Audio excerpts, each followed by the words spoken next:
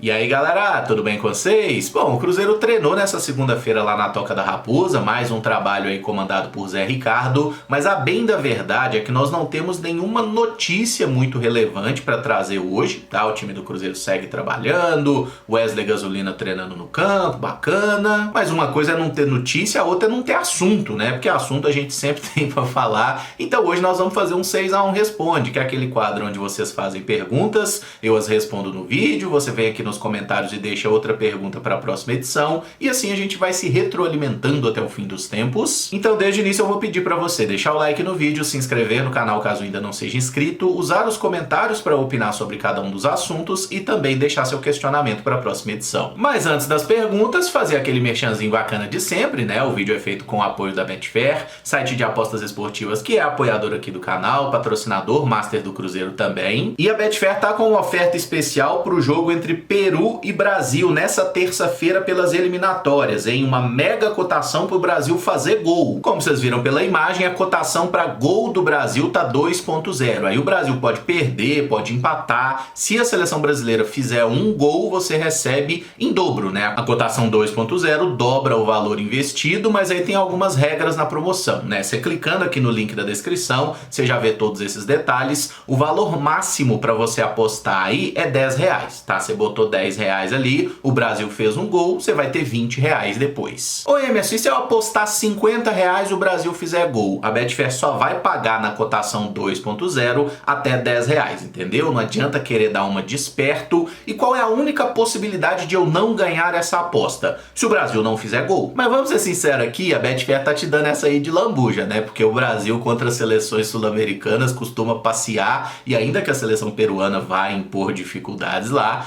acredito que o Brasil vence, tá? Então, mega cotação, aproveita aí, link na descrição, valor máximo R$10, e tem que fazer a aposta antes da bola rolar, hein? O jogo é nessa terça-feira à noite. Mais especificamente, às 10h45 da noite dessa terça-feira. A oferta é válida tanto para novos clientes quanto para clientes já cadastrados na plataforma, e o que eu sempre lembro, hein, galera? Aposta com responsabilidade para você se divertir. Começo com a pergunta do Felipe Esteves. Você acredita que o Cruzeiro voltará a pagar grandes salários e buscar jogadores de renome e uma qualidade técnica melhor nos próximos anos? Sei que pagar grandes salários não é garantia de rendimento, mas em um mercado cada vez mais inflacionado, se não abrir o bolso, dificilmente vai conseguir os melhores jogadores. Felipe, obrigado pela pergunta, um abraço para você, todos os cruzeirenses aí do Vale do Jatobá. Cara, o Cruzeiro já tá ensaiando, né, digamos assim, essa volta ao mercado de forma um pouco mais ativa desde o ano passado, quando a SAF chegou. Porque se a gente observar bem, o Rafael Cabral, ele não foi uma contratação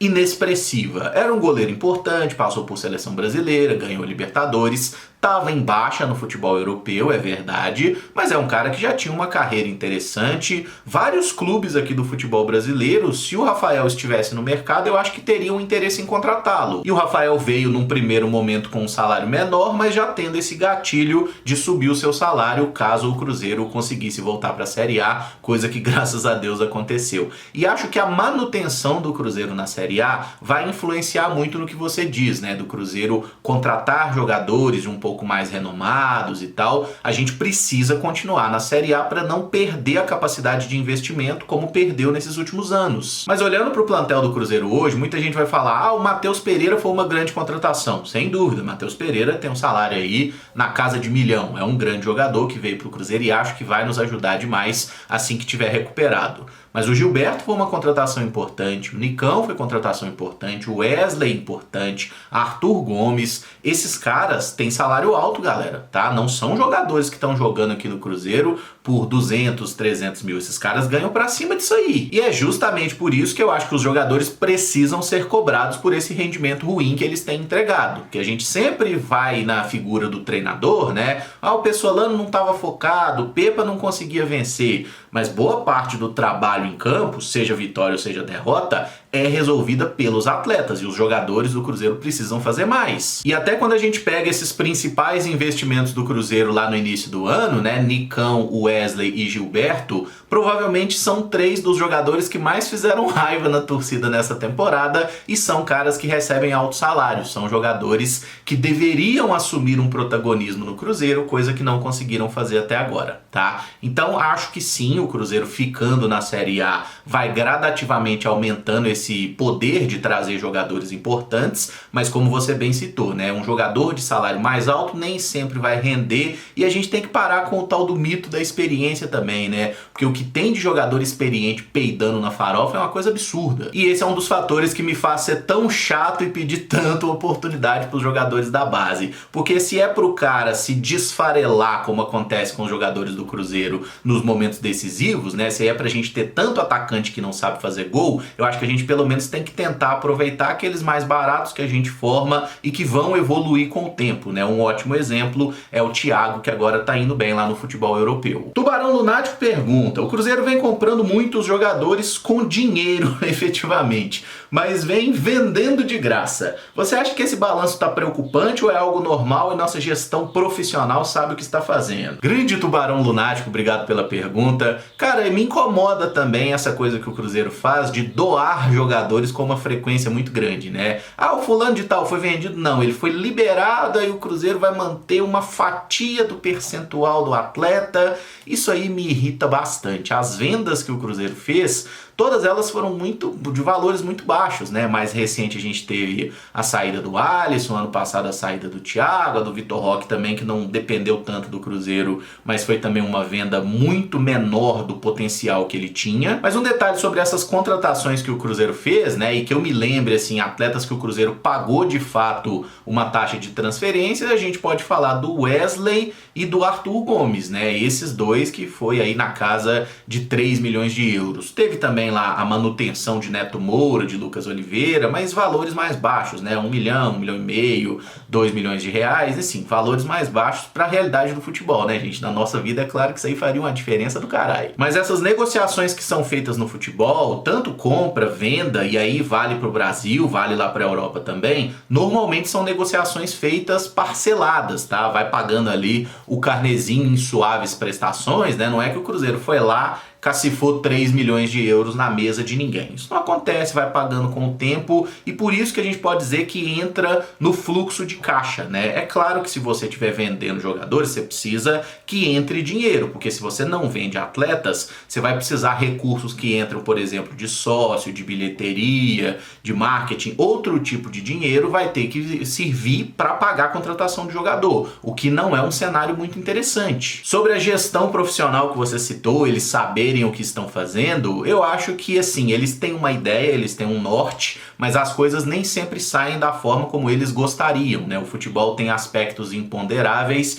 e espero que os nossos engomadinhos e planilhantes gestores consigam entender essas situações para lidar com as adversidades. Porque nessa mais recente troca de comando, a gente viu que a diretoria foi muito mal na condução do processo, como já tinha ido muito mal na saída de Pessolano para Pepa, né? Espero que eles estejam fazendo um bom planejamento. Na parte financeira, cara, o que cabe ao Gabriel Lima ali, me parece que o Cruzeiro está sendo tocado de uma forma muito competente, tá? Eu acho que a gestão do futebol que está devendo e muito. O Henrique Alves pergunta: você acredita que a diferença técnica dos clubes brasileiros em relação aos sul-americanos aumentou nos últimos anos com tendência de alargar ainda mais? Um exemplo é o América, que faz um brasileiro pífio, mas goleou o tradicionalíssimo Peñarol. Henrique, obrigado pela pergunta. Eu nem digo para você que existe um distanciamento técnico do futebol brasileiro em relação aos outros países sul-americanos. Eu acho que existe um distanciamento financeiro, porque da mesma forma que a moeda brasileira ela é muito desvalorizada em relação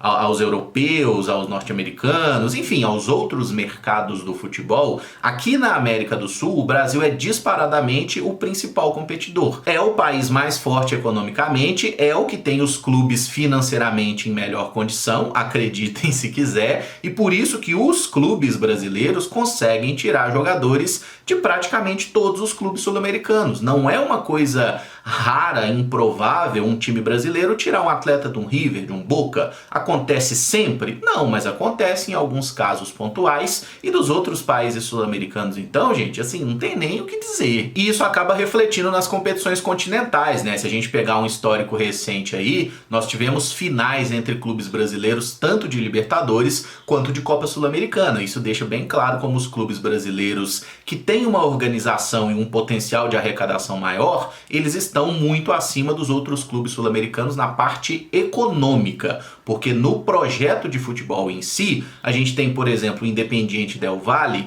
que fez algumas grandes campanhas recentemente e nem de longe é um clube que tem uma grande arrecadação, mas o que eles fazem muito bem? Prospecção de jogadores, revelam muito jogador também, porque jogador bom nesses países continua tendo bastante e vários deles vêm jogar no nosso campeonato inclusive, né? E é muito raro a gente ver um jogador brasileiro de destaque indo jogar em outro mercado sul-americano. O Vitor Bastos pergunta, tendo em vista a situação de construção de estádio que você citou, o que virou do fogo de palha da famosa Arena Betim? O Medioli prometeu e falou que faria até se o Cruzeiro não quisesse. Vitor, obrigado pela pergunta. Estamos absolutamente sem novidades, tá? E o que você citou aí da Arena Betim ser fogo de palha, na prática, até agora é o que a gente tem. Foi uma grande ideia, né, que o Medioli falou em junho de 2022. Não, vamos fazer, aí mostrou lá, o estádio vai ficar aqui, não sei o que, vai ser assim, a prefeitura vai doar o terreno, a gente tem um parceiro que vai construir o estádio.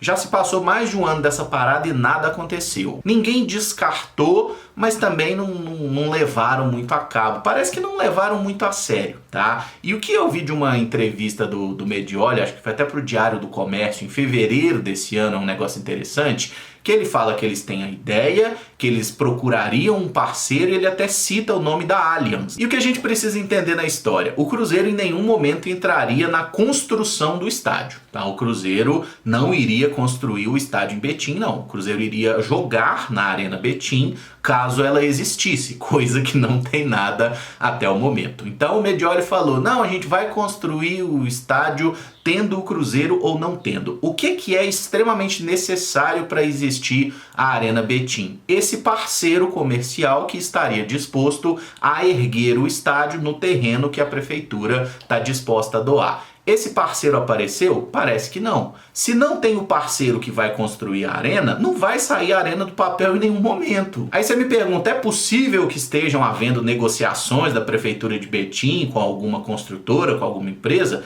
Claro que é possível, mas não teve nada noticiado sobre isso nos últimos meses. A última informação foi fevereiro de 2023. E nesse meio tempo, o que aconteceu? O Cruzeiro fez um acordo com o Mineirão para jogar no estádio pelo menos até o final de 2025, né? Um acordo aí de 2 anos e meio. A tendência é que o Cruzeiro siga jogando no Mineirão, e se vai existir a arena em Betim ou não, eu não sei, mas provavelmente não vai contar com o Cruzeiro por lá. A ideia da diretoria do Cruzeiro sempre foi continuar no Mineirão, né, e ter um acordo interessante para participar também da gestão do Mineirão, para não gastar tanto jogando no estádio da Pampulha, tá? E essa arena em Betim aí, irmão, até o momento é como você definiu o fogo de palha. Celso Costa pergunta, fala Emerson, como o goleiro Jefferson se tornou titular do Cruzeiro com apenas 17 anos, lá em 2002, eu acho. Celso, obrigado pela pergunta. Na verdade foi até um pouquinho antes, tá? O Jefferson se tornou goleiro titular do Cruzeiro, né? Jogou a primeira partida profissional pelo clube em agosto de 2000, foi uma vitória contra o Guarani. Por que o Jefferson virou titular? O goleiro do Cruzeiro em 2000 era o André, né? André Dorin, inclusive campeão da Copa do Brasil, defesa de sovaco e tudo mais. Ele era o goleiro titular do Cruzeiro desde a temporada 99, quando ele veio do Inter. Só que aí nesse meio de 2000, o André sofre a primeira das suas graves lesões no joelho, e o Fábio, que tinha sido goleiro reserva do Cruzeiro nesse primeiro semestre de 2000, ele tinha deixado o clube. O Fábio foi jogar no Vasco nesse segundo semestre e ficou por lá alguns anos, depois retornou ao Cruzeiro. Então, quando o André se machucou, quais eram as opções ali ali do então técnico Luiz Felipe Scolari. Tinha o Jefferson, que era um garoto muito novo, 17 anos. Tinha o Rodrigo Poço, que era um goleiro até um pouquinho mais experiente. Ele tinha 24 anos na época, já tinha jogado pelo Cruzeiro anteriormente, mas o Rodrigo Poço nunca passou muita confiança quando jogou como goleiro do Cruzeiro. Então o Jefferson foi uma aposta ali do Filipão e que deu certo num primeiro momento, tá? Tanto que as 10 primeiras partidas do Jefferson como goleiro do Cruzeiro, a gente não perdeu nenhuma, só na 11ª, que foi a primeira derrota. Ele tinha sua irregularidade, cometia algumas falhas, aí o Cruzeiro contratou um goleiro experiente, o Fabiano, que tinha sido goleiro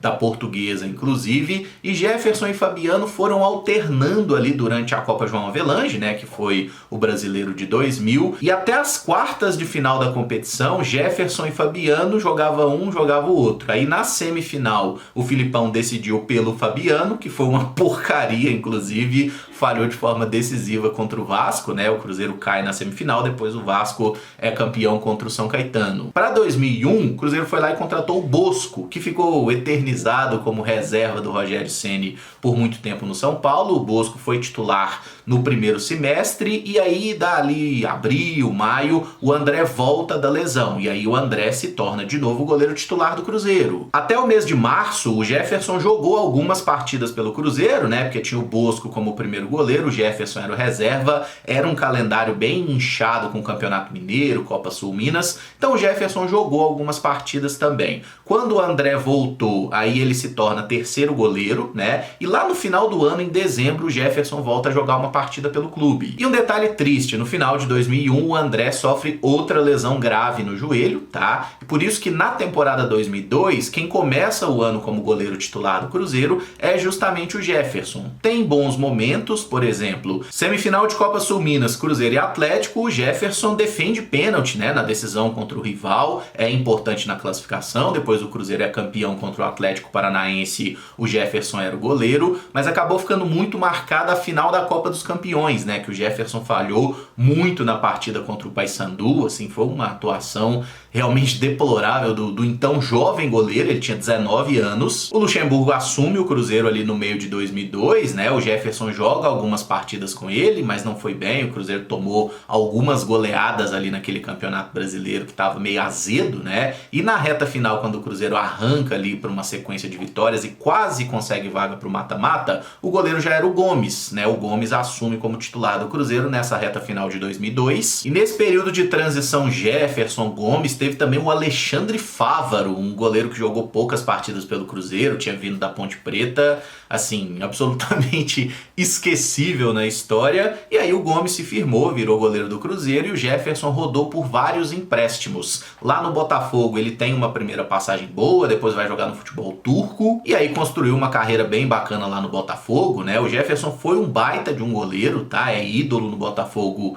não é à toa, foi convocado para a Copa de 2014 com muito merecimento, porque era um dos melhores goleiros do Brasil na época. E é isso aí, gente, tá? Tipo assim, lançaram o Jefferson muito jovem. Oscilou, como os jovens normalmente oscilam, acabou ficando bem queimado com a torcida, né? E não teve aí muitas oportunidades de dar a volta por cima no Cruzeiro. Mas acho que a história foi bem construída, né? O Jefferson acabou sendo um cara muito importante lá pro Botafogo, certamente ganhou um dinheiro legal, teve uma carreira bacana. E aqui no Cruzeiro eu acho que foi um pouco prematura, né, a entrada dele no time profissional, especialmente goleiros, né? Um goleiro de 19 anos raramente vai estar pronto e maduro para aguentar a pressão de que é um clube grande do futebol brasileiro. Por fim, o Gustavo Antônio pergunta: o Ronaldo, quando voltou ao futebol brasileiro, optou por jogar no Corinthians. Diante disso, você acha que ele ter comprado o Cruzeiro é uma forma de se redimir por não voltar ao clube que o revelou, ou uma coisa não tem relação com a outra? Gustavo, obrigado pela pergunta, um abraço aí para todos os cruzeirenses de Barbacena. E, mano, uma coisa não tem absolutamente nada a ver com a outra.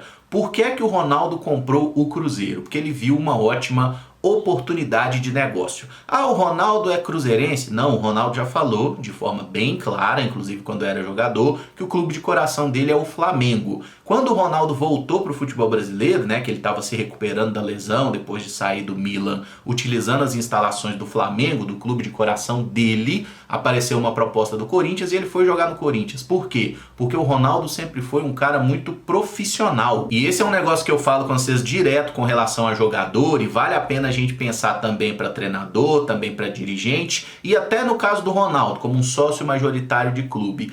Para de querer amor de profissional, gente. Profissional, você tem que cobrar que ele faça o trabalho dele bem feito. Não tem que cobrar amor, não. Quem tem que amar o clube é a gente que é torcedor. E eu sei que fica muito bonito pra história, né? O Ronaldo voltar e comprar o clube que o projetou pro futebol. É muito bacana. E eu não vou dizer pra você, o Ronaldo não gosta do Cruzeiro. Eu acredito que o Ronaldo tenha, sim, a sua gratidão pelo Cruzeiro. E isso talvez possa ter pesado um pouco na decisão dele, porque comprar o Cruzeiro naquele momento era um investimento de muito risco, porque o Cruzeiro estava muito ferrado, mas tem um potencial também muito grande, gente. O Cruzeiro é um clube gigantesco que estava todo ferrado. Você voltando esse clube para a Série A, organizando esse clube, em poucos anos você pode fazer esse clube gerar muito dinheiro, e eu acho que foi isso que o Ronaldo enxergou. E quando a gente analisa o contexto, né, esses quase 2 anos de gestão de Ronaldo até aqui, o balanço é positivo. Pegou o Cruzeiro quase caindo para a Série C, nesse momento o Cruzeiro está na Série A, com risco de cair para B. Tem o risco, tem coisa para melhorar, mas o Cruzeiro está melhor do que era antes do Ronaldo assumir. Eu acho que isso é inegável. E eu encerro esse vídeo por aqui. Se você gostou, eu peço que deixe o like, se inscreva no canal caso ainda não seja inscrito, use os comentários para opinar sobre cada um dos assuntos e para deixar sua pergunta para a próxima edição. Muito obrigado por acompanhar, um abraço e até o próximo vídeo. Valeu!